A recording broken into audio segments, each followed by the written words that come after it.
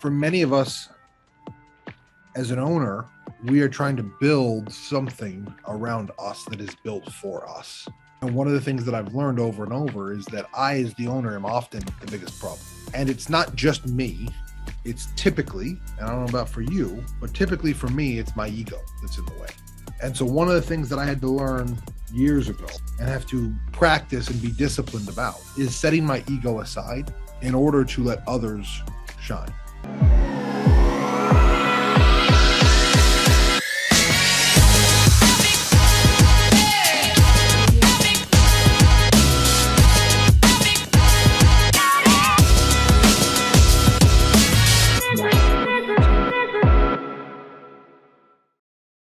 Hello, and welcome to the Leverage Leader Podcast. I'm your host, Coach A.M. Williams, Breakthrough Performance Coach and Strategist, and this is the Leverage Leader.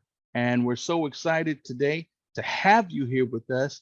Here at the Leverage Leader, we always talk about showing you how to be able to grow your business and to grow you as a leader of your organization so that you can ultimately accomplish what you envision.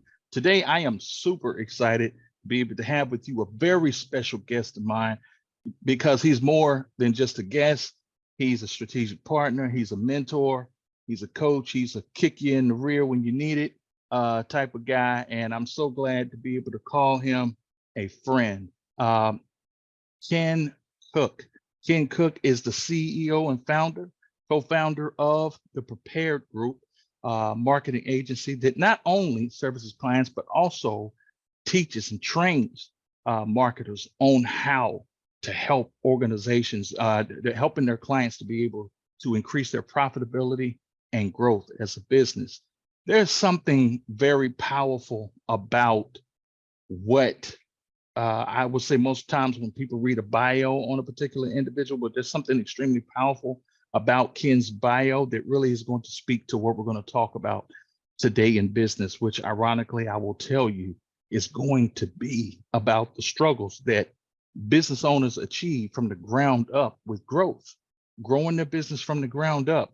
And so let me just read this here to you. Ken, in his bio, if you go to the preparedgroup.com, which you should, Ken speaks about owning a business and being part of the 5% of businesses that survived within the first 5 years. Beyond the first 5 years, has helped him to realize one must always improvise, adapt, and overcome. Now, this is super important because businesses, when growing, they encounter several different challenges. And we spoke about this before, but whether you're trying to grow your business to $1 million or $1 million and beyond, there are going to always be challenges with things like demand, how well people know what you do, who you are and what you do. There's always going to be challenges surrounding, your marketing, how effective your marketing, how well you're being able to generate leads, and how well you're being able to get the kind of clients that you want inside your business. These challenges are extremely real. But what we're going to do today are talk about the 3 critical things that you have to be able to possess, gain and possess and employ in order to be able to achieve the growth that you want and then sustain that growth and take that growth to the next dimension. And those 3 things include the ability to overcome, the ability to adapt, and then last but not least, please forgive me, the ability to improvise, adapt, and overcome. Improvise, adapt, and overcome. It's like IAO, right? IAO, implement, adapt, and overcome. So I thought we would be able to deal with this with someone who does not esteem himself so much as an expert. I personally find him to be a guru in this space, but I want to be able to share with you today, give you some real wisdom from someone who's been doing this and done it effectively and helping companies at all sizes, even up through the $1 billion level, to be able to do this. So without further ado, Ken, pleasure having you on the show. Hey, it's good to be with you, AM. Always a pleasure. So Ken, just take a quick moment for those individuals who have just been introduced to you. And when you talk about the concept of marketing, because I know this is huge with you, when you hear the word marketing, what does it mean to you? For me, marketing, it used to mean advertising. I think when I first started in marketing, it meant advertising. Today, when I think about marketing, I think about the entire process by which revenue is generated within an organization, right? And that every aspect of what a person sees or perceives about us is ultimately marketing. Mm. And considering that, I kind of almost like, I feel like I got the cheat sheet on this, but the way you see marketing being done today, do you see it fulfilling the way you understand and interpret marketing to be? Very rarely. I think one of the big challenges is most people are so keen to advertise in one form or another, paid or unpaid, right? Earned or unearned. They're so keen to do that they are not keen to build the necessary systems and processes to make that advertising effective. I think one of the big This is that faces a lot of businesses is waste in marketing. And so we look at marketing, and I hear so regularly, marketing doesn't work, marketing doesn't work, marketing doesn't work. And I think what they're ultimately saying is advertising without the necessary processes to support it doesn't work. And they're absolutely right. so we're talking about challenges and struggles that business owners encounter with growth from the ground up. So to the individual that says, well, my business is doing 500,000. We're on our way to 1 million. How does this conversation relate to me with marketing? I've already been able to sell. I've made sales up to this point. What would you say to that individual? Yeah. One of the challenges that I've seen is as you grow a business, what got you there is not what gets you to the next level. Right? Said another way, especially in the founder startup space, you can do things in the beginning that are not scalable that you can't do as you continue to grow.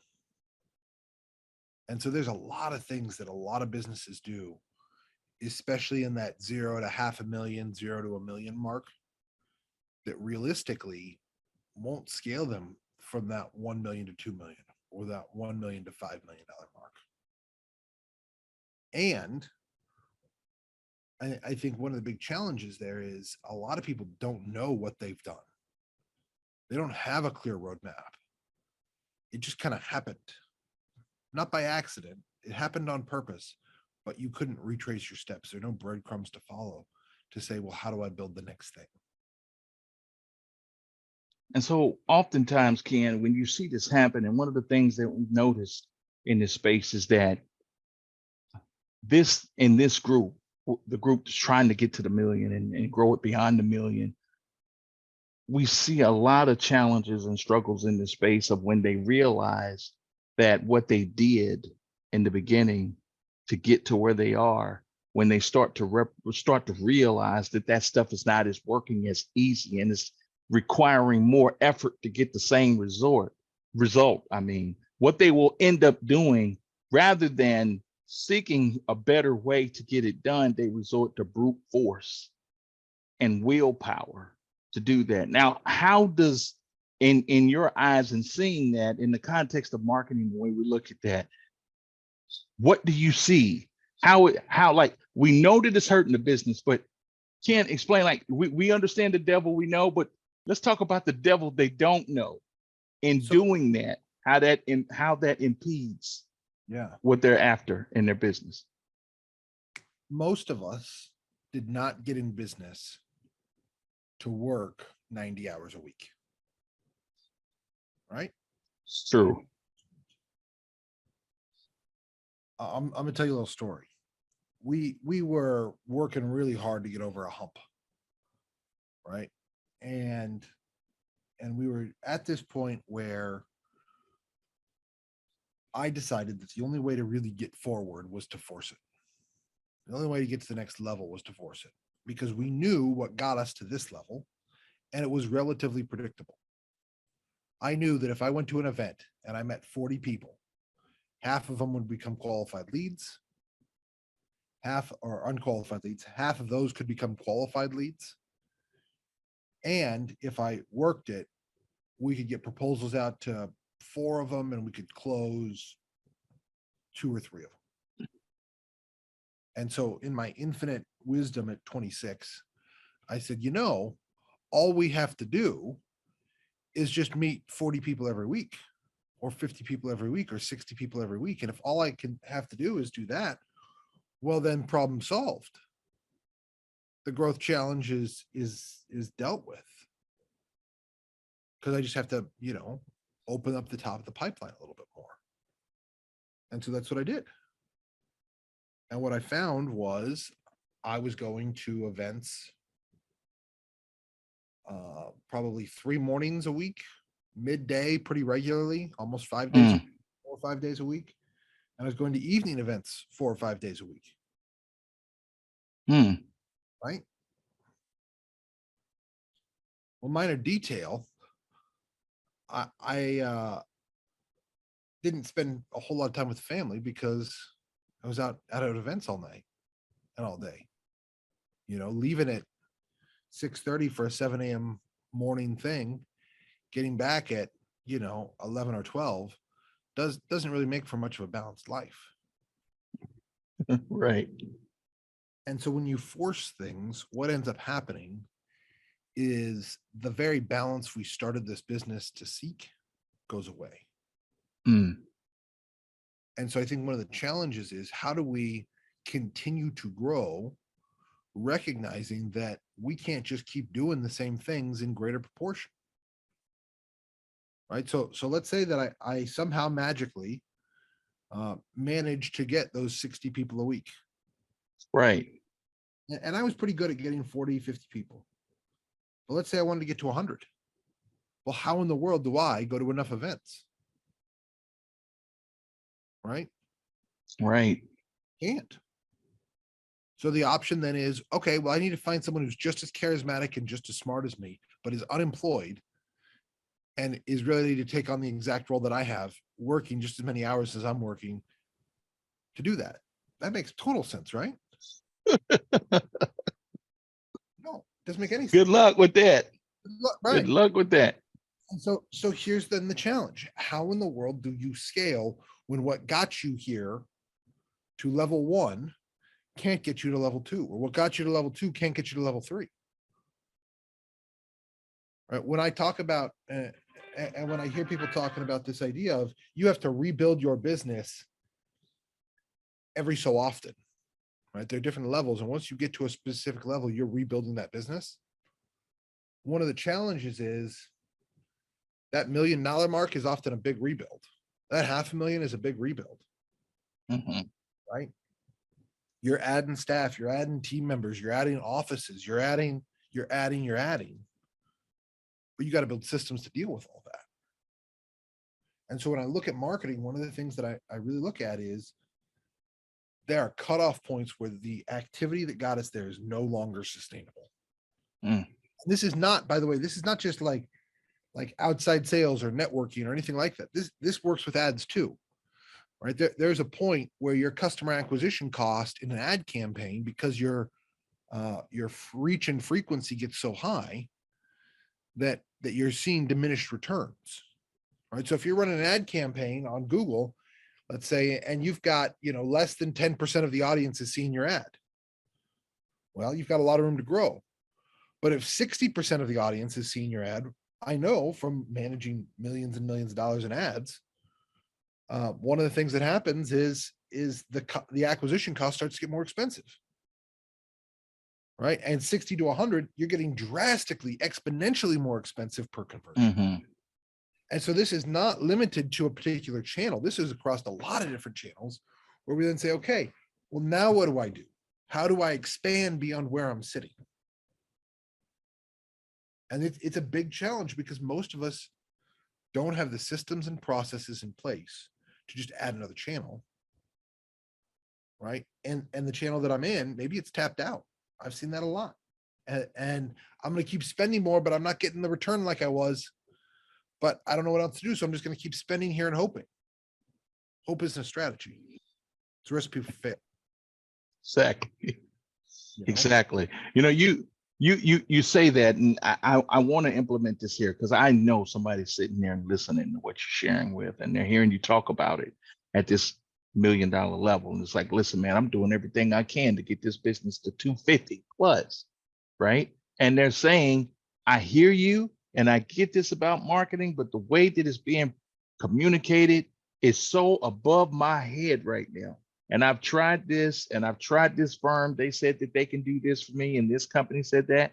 But these guys are astronomically, expensive. And I don't see any result from what they're doing.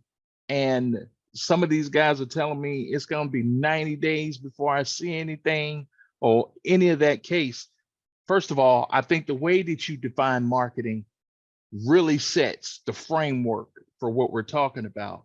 But for this guy or this gal that's saying, listen, I tried marketing, I don't get it, I don't understand it, I'm ready to throw my hands up, I go back to purpose. Because one of the things, and I want to send a special shout out to David Bear right now, because I know that's your partner, that's my guy. One of the things you and David are really great at is laying the foundational purpose for what marketing is supposed to do. And I don't get that many people really understand what the true purpose for marketing is. And if you don't get that at this level where you're trying to grow your business beyond the 250 mark, then it's going to be exceptionally challenging for you to even hit that, much less anything else. So if we can, David, Ken, I want to back up for a second. Yeah. And let's just lay the foundation. What is marketing? The purpose of marketing really is, like, we're going Bear Bryant on this one. Like, this is a football. we're going there for this guy to help them understand. Please tell these founders, the startup founders, what the real purpose for marketing really is. Yeah. So when I think about the purpose and why we're marketing, okay, fundamentally, here's the idea. There are certain beliefs that you need to hold in order for you to take an action. Okay. Certain beliefs you need to hold in order for you to take an action. All right. This is why we don't see a lot of atheists in church. Right. And so one of the things that the core job of marketing is to understand and identify what is the belief currently held by my ideal prospect, by the person I want to work with, and how do I align my offer and message to that belief that they either hold, or how do I replace that belief with a new belief? Okay. So we see this in our culture all the time, right?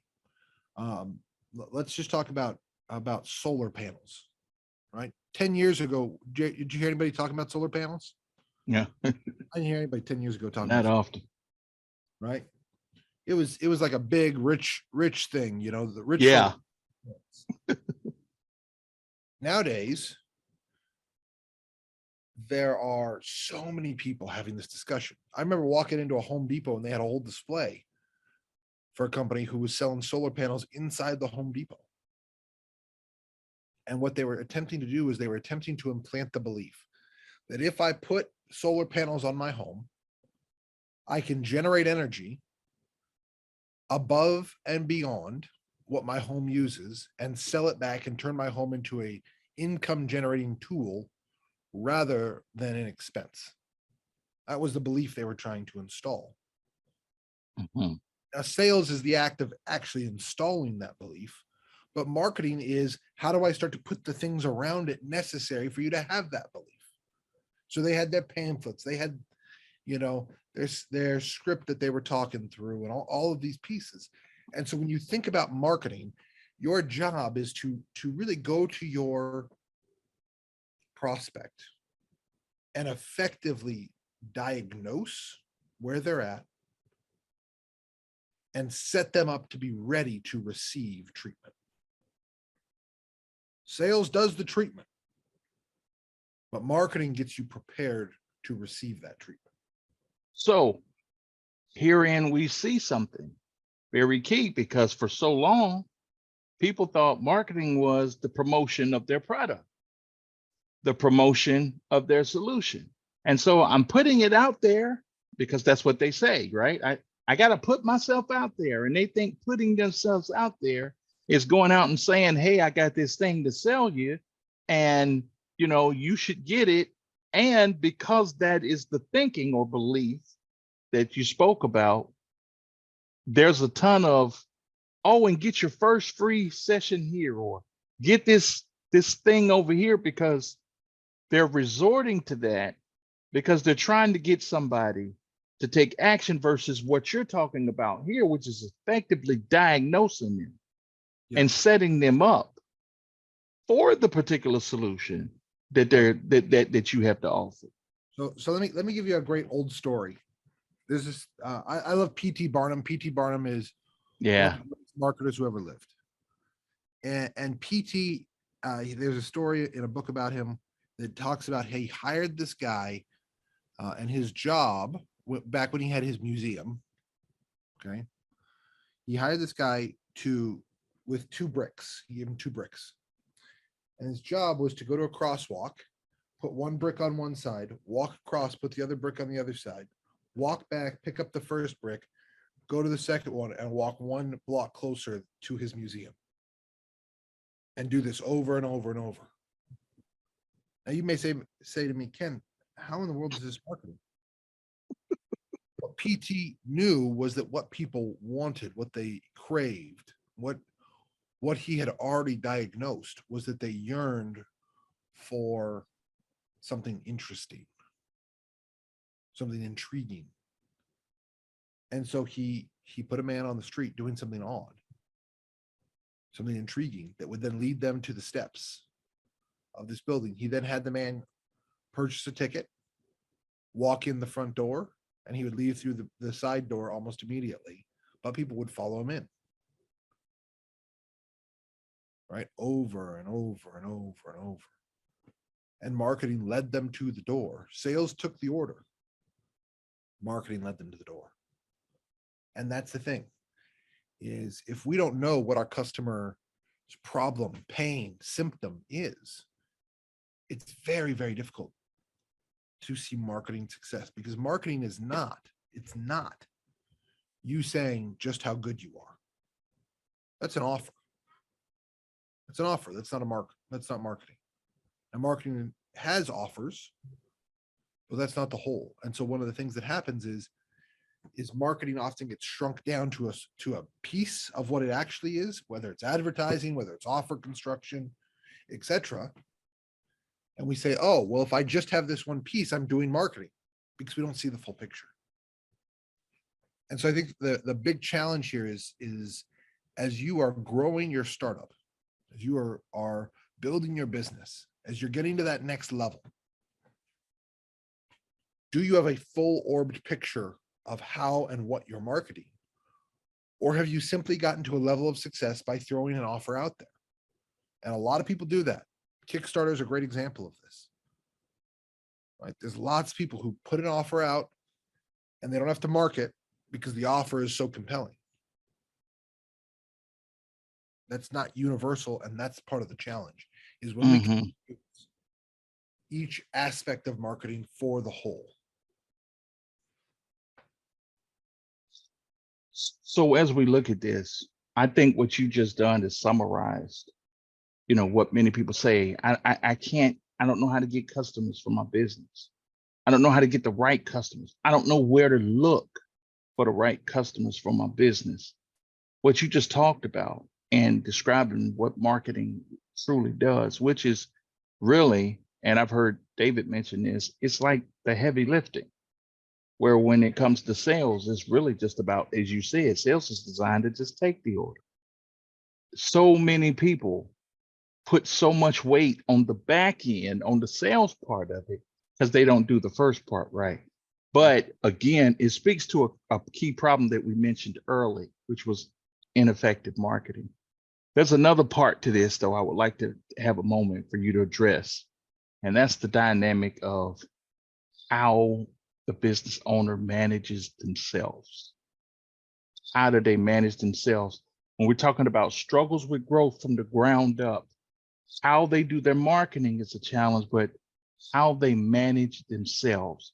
What role does that play in their impediment, like how they're impeding their own growth of their business and profit in an organization? I've heard it said, organizations take on the characteristic of the leader. And I believe that's very true. Yeah. Very true. For many of us, as an owner, we are trying to build something around us that is built for us. And one of the things that I've learned over and over is that I, as the owner, am often the biggest problem. I'm often the thing most in the way. And it's not just me. It's typically, and I don't know about for you, but typically for me, it's my ego that's in the way. And so one of the things that I had to learn years ago and have to practice and be disciplined about is setting my ego aside in order to let others shine. It's moving from being the player, the tactician, the expert, to letting others be the expert, the player, the tactician. That's a big shift.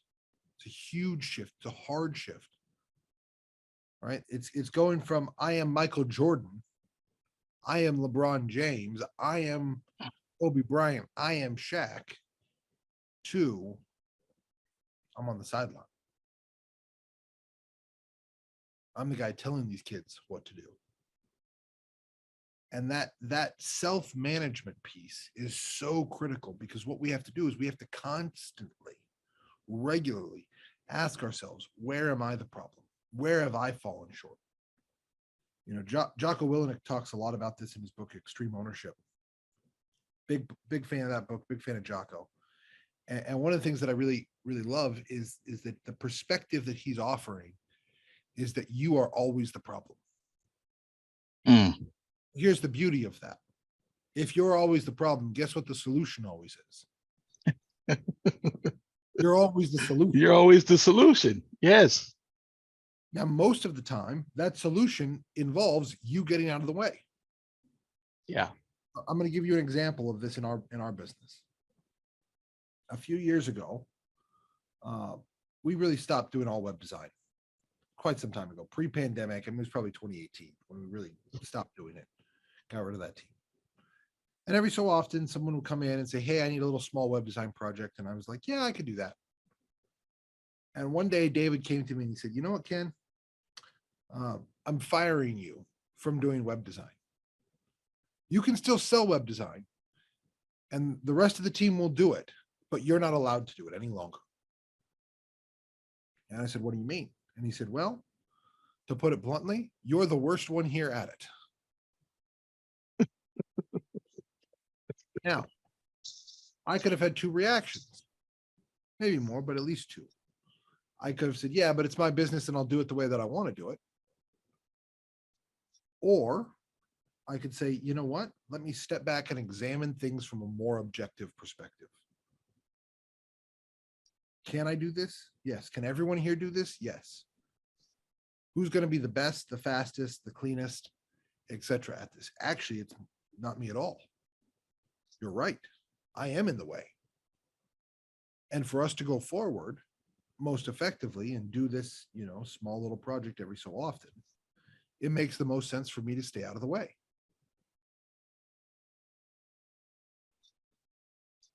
The only way we as owners do that effectively is when we put our ego to death. And we say, it's not about me. It's about the team. It's about the organization succeeding. It's so crucial because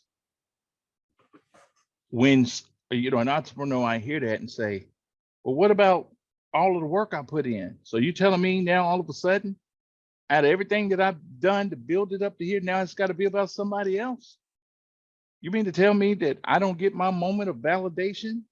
I don't get to be validated for what I built and what I created? You mean to tell me I built all of this so I can turn around and make myself Mr. Irrelevant on this whole equation?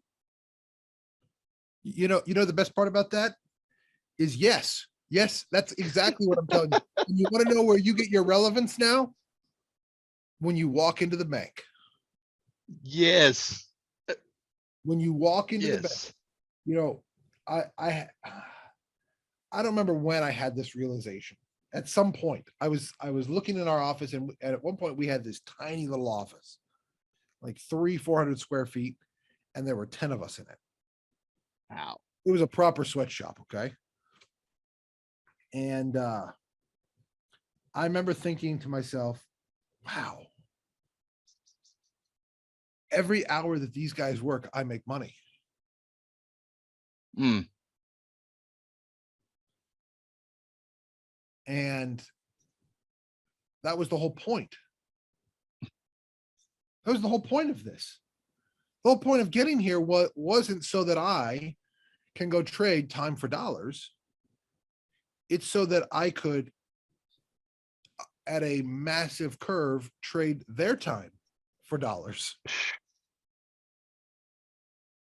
This is so crucial. If you want validation, talk to your priest.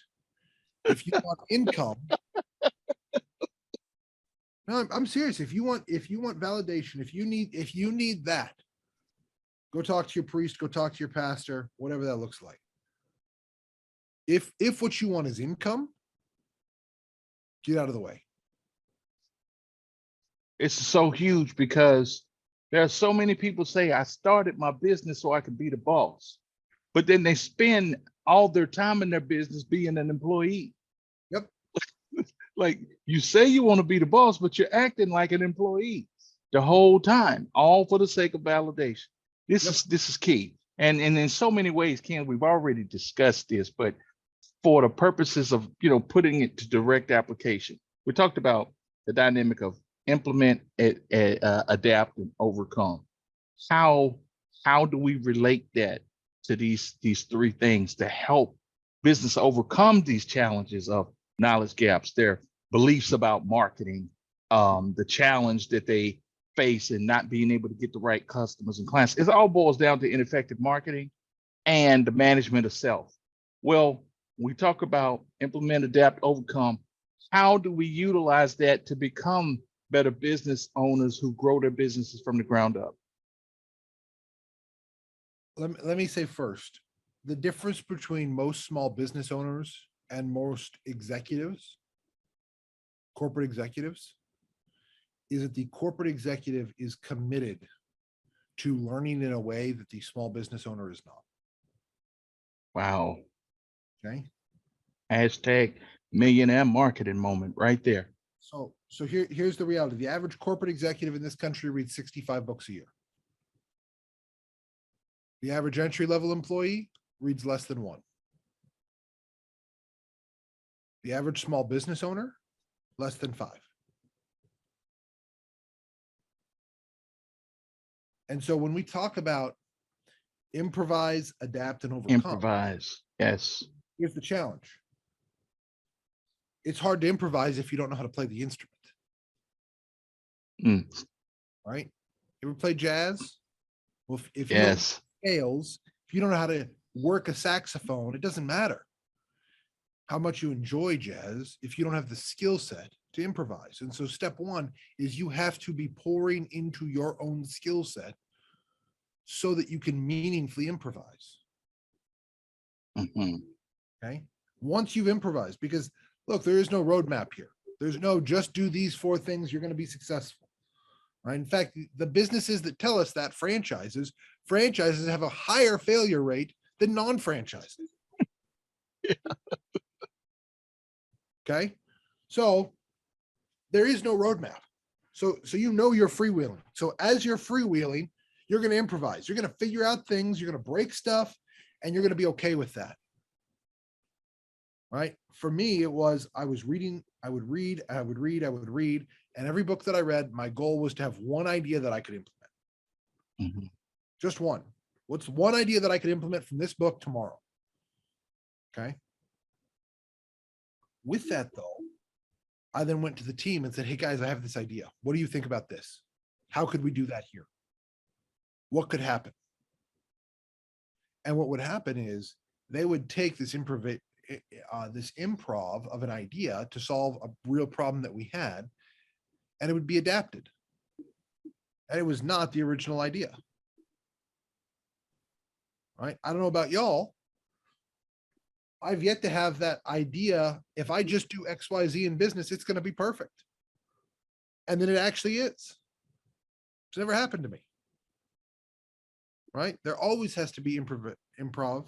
There always has to be adapting to the current situation and scenario so that you can overcome each challenge. Here's the reality, though. This is not a linear path. This is a circle. As soon as you're doing it again and again. Exactly.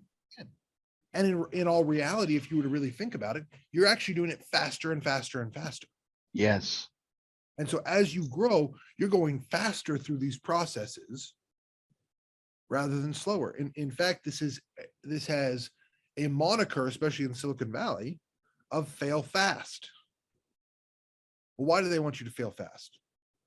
Because they want you to figure out what the problem is, right? And once you figure out the problem, then they know you're going to improvise and adapt. You're going to overcome that problem and then fail fast again. Figure out where that solution breaks and do it over and over and over. And so the challenge here is most of us are very, very good at doing this operationally. Right? If you're a mechanic, you're really good at doing this when a car breaks and you're working through the car.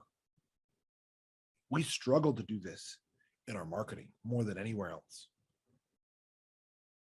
because we don't see this as a normative part of marketing. We see marketing as if I just have the right picture, if I just have a pretty enough thing, if I just have, then it'll all be right. That's not reality. Reality is far messier. And so embrace the messiness so that you can overcome. Friends, you heard it. You heard it right here. And listen, if you're going, the key is rather than trying to avoid the messiness, embrace it. Embrace it. Because the better you get at it, it won't stay messy. It may start messy, but it won't stay messy. It's just like feeding the child. You know, when you first start feeding a baby, you got to take the spoon and give it to them. But the moment they want the spoon and try to start feeding itself, what happens? It's food all over the face, all over their clothes and everything else, because they're really trying to understand how to be able to control that motor to do it. Well, guess what? It doesn't stay that way. And if you can embrace the messiness of it from the beginning and do these things that he's talking about to improve your marketing, be more effective, get more effective marketing working for you, understand more about what marketing really is, learn how to take what they're seeing their problem is and being able to frame your offer around the way they see their current problem. You get better at that, you get better at marketing, and you get better at managing yourself. You ultimately can achieve more of the growth that you're looking for, no matter what phase you're in from the ground up. We call these things Fortune Foundations, and we talk about it inside of our program. Listen, if you're having challenges right now with your leadership, with your growth from the ground up, then let me encourage you to join me. Just simply go to askcoacham.com and join me for my weekly AMA, where we help you with these challenges. And when you sign up to register to join me, you're going to get my free guide on how to become a better CEO, leader, business owner. how to be able to achieve more success without sacrificing your health and happiness. You're going to get that free guide. I would love to see you there, love to have you there. I want to take a moment. Again, go to askcoacham.com, register, and get that free guide. Love to see you there. And thanks again, Ken, for joining us this week and sharing with us how to overcome that struggle and grow from the ground up and moving your business forward here at Leverage Leader. I'm telling you, remember what I say, leverage, when it comes to leverage, it's all about being able to make use of something for maximum advantage. If you're not getting maximum advantage, you don't have leverage. Until the next time, my friends, you have a great day. God bless. And we'll look forward to seeing you the next time. Bye-bye.